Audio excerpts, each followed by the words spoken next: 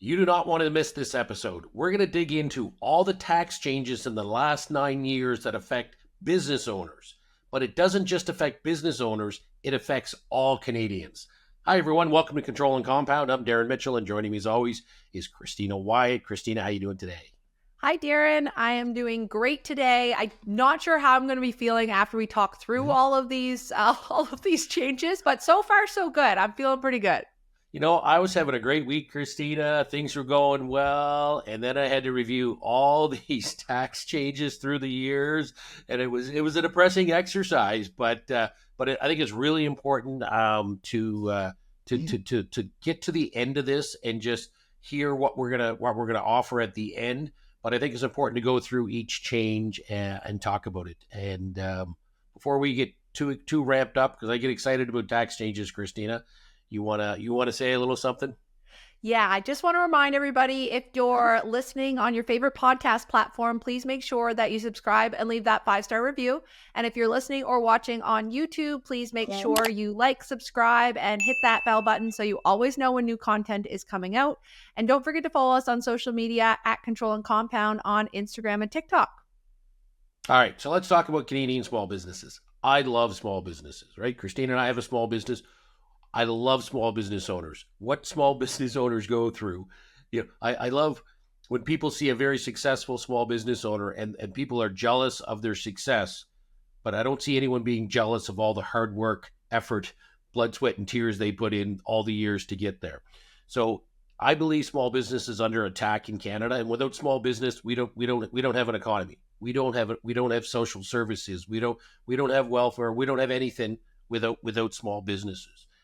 So we're going to go back to 2015 and look at the changes.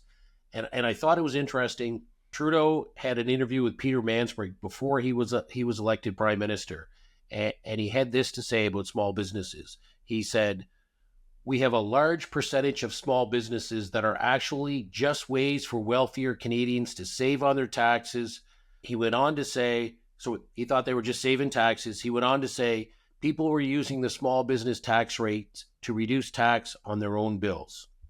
So before he was elected prime minister, he said he thought small businesses were taking advantage of all these tax rules. So now let's look at some stats. So in Canada, 21% of businesses, 21.5% of businesses fail in the first year, 50% fail in the first 5 years, and only 1/3 make it to the 10-year mark. That's crazy, okay? And what's happening? Nearly half as many people are starting businesses today as 20 years ago.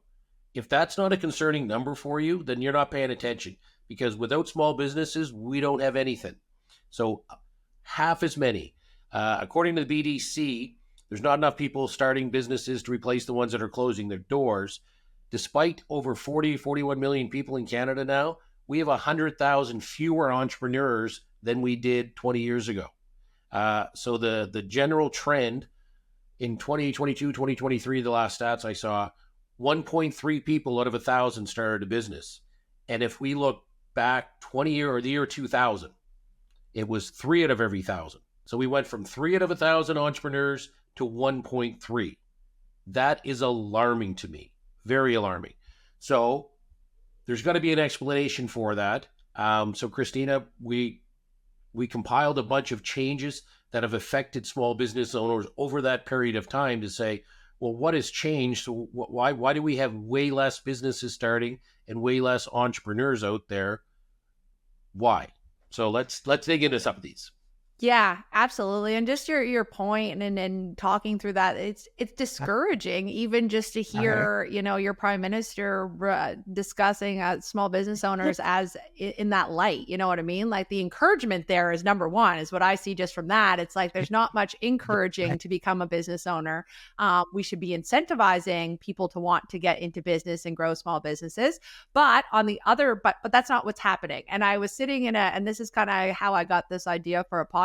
I was sitting in a meeting and someone said, we should make a slide over the last, 10 years or so and just kind of point out all the different tax changes that have negatively impacted small business owners. And I was like, oh my gosh, you're right. And then I went down the rabbit hole of, pulling them, kind of putting them on that chart. And here we are today discussing them.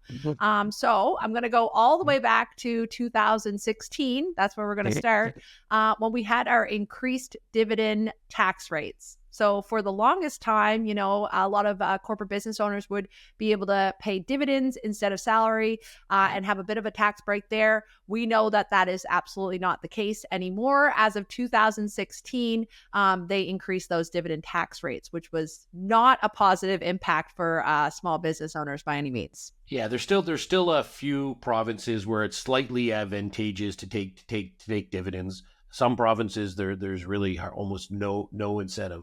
But we used to have a gap, right? We used to have a gap where, oh, okay, well, great. I'm taking my life savings and risking it all. I'm going to get an incentive. My dividends, when I get the money out of my corp, I'll pay a little less tax. And the government basically tried to eliminate that. Now the difference is so minuscule, depending upon the province, it may be no help at all. So that one's kind of gone. Yeah. And then going into 2017, between 2017 and 2018, we started to see changes to the capital gains, the lifetime capital gains deduction. So when we go to sell our corporations, that lifetime capital gains, that exemption that we get, they started changing it a bit, and not the actual amount, but how you qualify for it. So they've made it tougher for, individuals, like personal services, consulting, people like that to be able to qualify. They also changed some rules if you have income splitting with your spouse, things like that. If you've got too much cash in the corporation, they made a lot of changes that made the qualification process a lot harder for small business owners. And what that led to is, as per usual, a lot more red tape in order to do it. So you've got more compliance costs in order to do it. You've got the accounting that has to come in. If you want to utilize your lifetime capital gains exemption, you need to start planning a few years in advance at this point, right? Like these changes that came into effect, if you don't plan it accordingly, you don't get it. So it's very important that you start early if you're listening to this. But yeah, that was a bad one, because especially for those people that were planning to sell in 2017, 2018, their plans changed, right? Because they might not have even qualified at that point. Now they have another 2 years before they can sell the business and take advantage of that exemption. Yeah, I mean, I can't tell you how many times I've seen that where businesses, they say they're going to sell, and then they talk to their accountant and they're like, oh no, you're not going to be eligible for the capital gains exemption. So that, the first million, back then it's slightly higher now, but the first million tax-free when you sell your business. And I mean, that's how they were planning to retire. They were going to get $1 million tax-free, and they were going to retire after working at their business and growing it for 25 years. And then they'd be told, no, you don't qualify because you're in the wrong industry, or, you have too much cash here, or you don't have enough stuff here. Like, it's huge. So yeah, to your point, increased regulation and makes it more difficult. Now, going into 2018, this one was a sore spot. There was a lot of people very upset. And this is the expansion of the tax on split income. So those TOSI, as they call it, rule changes, and the change to income sprinkling. I'm going to let you roll with this one, Darren, because I know this was a bad one for a lot of corporate business owners out there. Yeah, I mean, one of the incentives business owners had is you could you could pay family members, you could pay your spouse and your children some income, not a ton, but you could pay them some income to keep your overall tax down, right? So you, instead of paying yourself 150, you could reduce your income and then pay your kids and pay your non-working spouse, even your kids not working in the business, and income. So they'd be in a lower tax bracket than you. So again, there's an incentive to be a business owner, because if you became successful, there was a way to extract some money where you didn't have to pay as much tax, and they just eliminated that. They said, sorry, that's gone.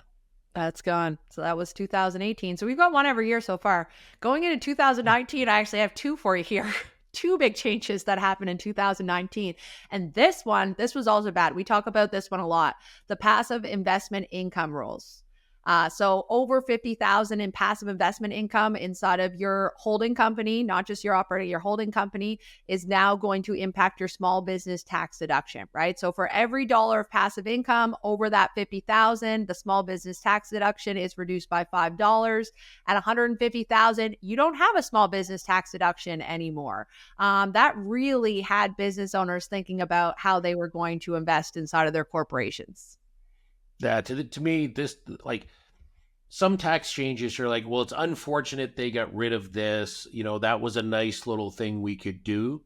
But this one to me is just punitive. This is just like, I don't care about small businesses and I'm going to punish them. Because why can a business owner only earn $50,000 of income? Okay, they don't have pension plans. They don't have $200,000, $100,000 pension plans indexed with benefits like the politicians that are setting these rules. And they say, oh no, you're a business owner. You can only make $50,000 a year in passive income. Anything over that, we're going to hammer you on taxes.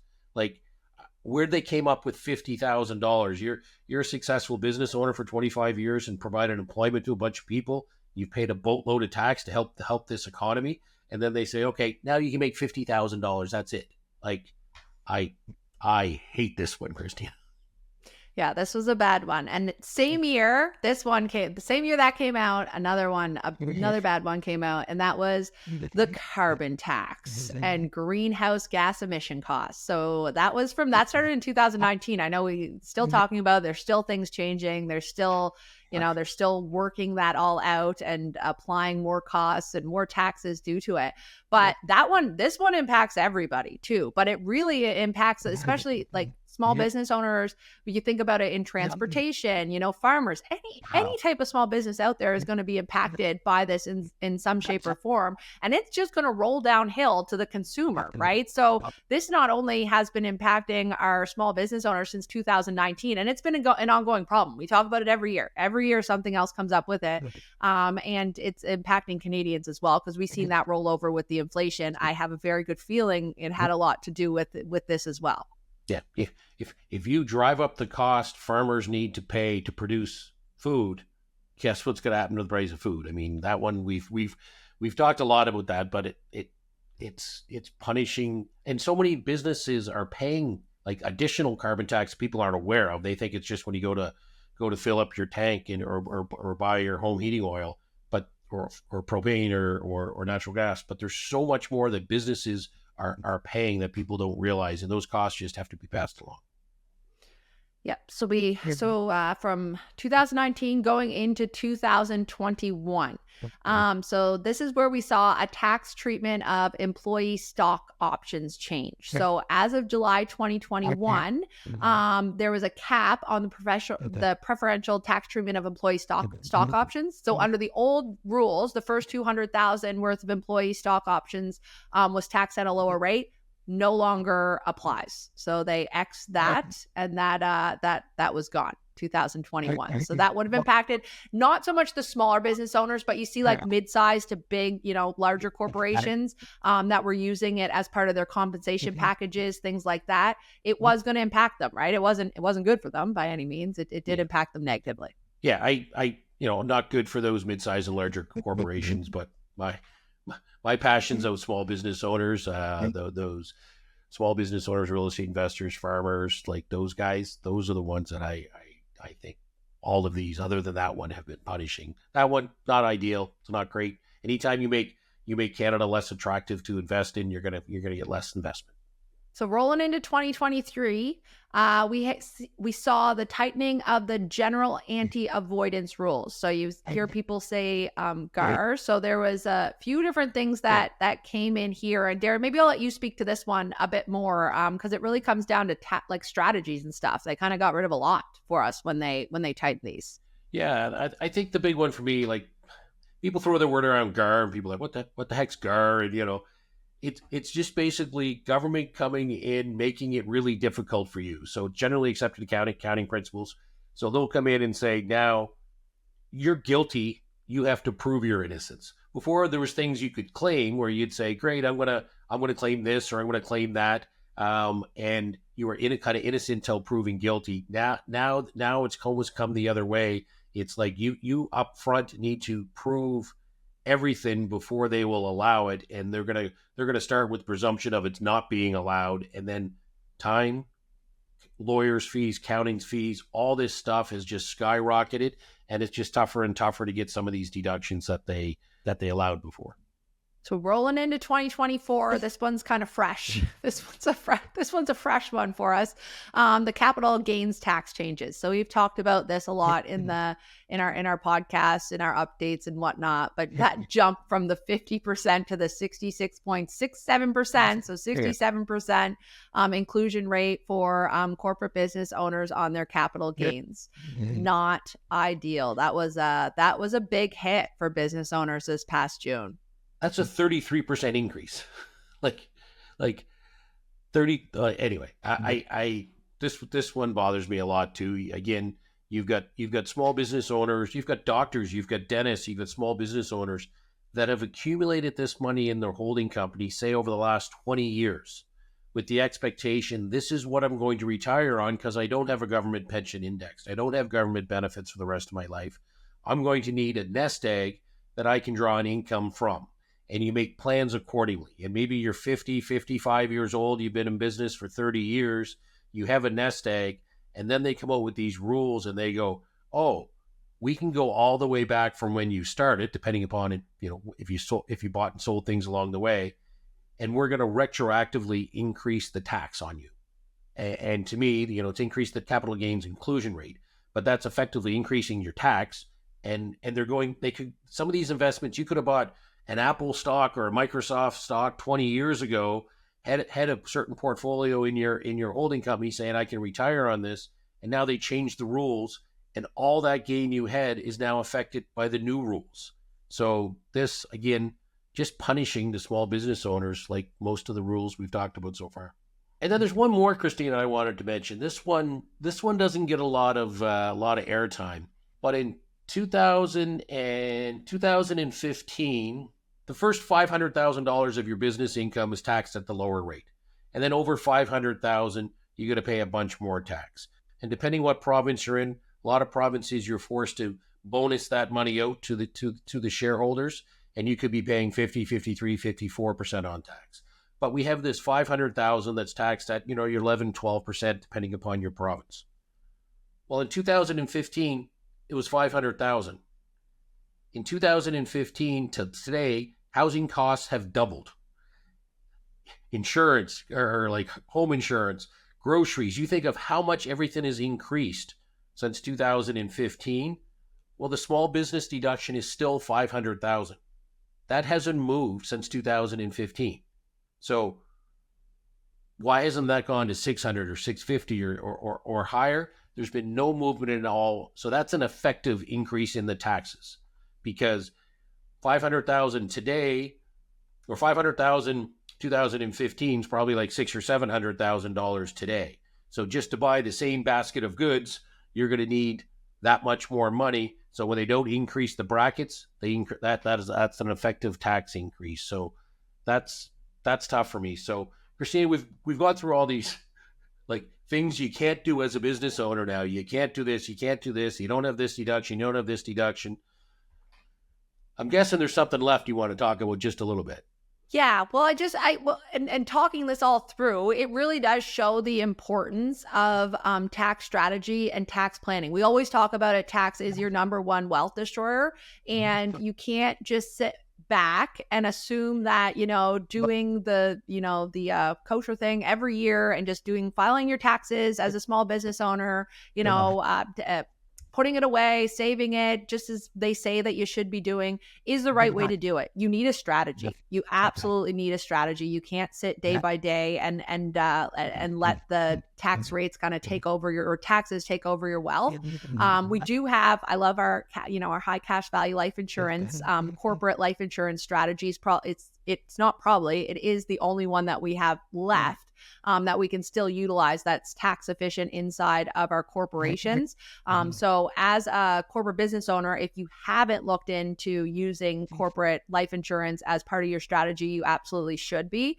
But you really do need to implement tax strategy altogether. You need a big picture plan, and you need to look at it. Just assuming that it's all going to happen the way that it should is not good enough anymore. You saw them make their changes on the other side. You need to change with it. We can't just assume that what we did 5, 10, 15 years ago is still going to work today, because it's not anymore. We've seen these changes over the last 10 years, and we need to, we need to change with them, and we need to utilize the strategies that are still tax efficient for business owners, which I think high cash value life insurance is definitely the best one out there that we can use. But overall, just making an actual strategy for yourself, right, it's important. Yeah, I mean, I 100% believe cash value life insurance is probably the best strategy every business owner should be incorporating for a portion of their money, not for all their money, but for a portion of your money.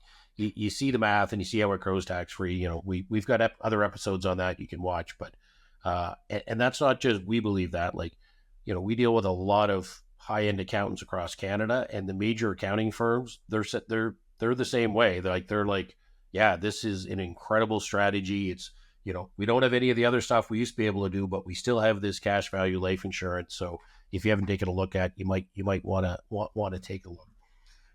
I just want to finish here. Like, 2/3 of the jobs created in the private sector in Canada are created for small business, or by small business, and nearly half as many people launching businesses 20 years ago. Like, what do people think is going to happen if we keep hammering on small business owners? As there's a reason why productivity is going down, and I think in Canada, one of the big reasons why productivity is going down is it's the small business owners that are productive. Okay, they're the productive ones. They're the innovators. They're the ones that come up with new companies, new ideas, new ways of doing things. They're the ones that can pivot on a dime. And if you start just continually punishing small business owners, what happens? If you increase regulation and you increase taxes, guess what? There's way less businesses starting today than there used to be. It doesn't take a rocket scientist to put this together. And, as the old saying goes, if you incentivize something, you'll get more of it. And right now, we're not making the incentive to start a business big enough for enough business owners or enough people to want to become business owners. And I think that's a shame. So for every business owner out there, thank you for what you do. For everyone that wants to start a business, I encourage you to. But you've got to work extra hard these days because the regulation and taxes are up. So anyway, go give a hug to any small business owner today if you hear this podcast. That's it. Thanks for watching. Thanks for listening. Have a great day. Thanks for watching this episode of Control and Compound. Don't forget to subscribe and hit that bell button so you never miss a new episode. And if you're ready to learn more, head to our website, controlandcompound.com. The link's below.